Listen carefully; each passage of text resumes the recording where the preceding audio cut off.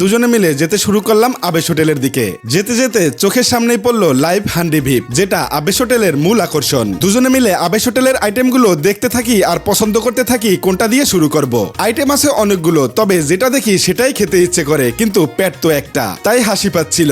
অবশেষে হান্ডি খাওয়ার উদ্দেশ্যে ঢুকে পড়লাম ভিতরে, কিন্তু ভিতরে ঢুকে সিট পাওয়াটাই মুশকিল। অনেক কষ্টে সিট পেলেও ভিতরের অবস্থা পুরো টয়টম্বুর। রবিন ভাই বলল হান্ডি এর রুটি খাওয়ার থেকে হান্ডি এর ভাত খাওয়াটা অনেক বেটার। আমিও বুঝতে পারলাম সে একজন বেচালার মানুষ, তাই আমিও তার মতামতে সহমত পোষণ করে খেতে বসলাম ভাত। আবেশ হোটেলের খাবার এক কথায় অসাধারণ, তবে আজকের হান্ডি একদম ভালো হয়নি। এর আগে একদিন হান্ডি এর রুটি খেয়েছি, সেটা অসাধারণ ছিল।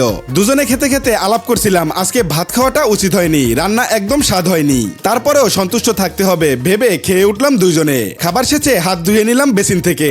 9টা বাজতেই গ্যাস নেওয়ার কাজ শেষ করলাম। রবিন ভাই খাওয়াইয়া বড়াই করতে আছে।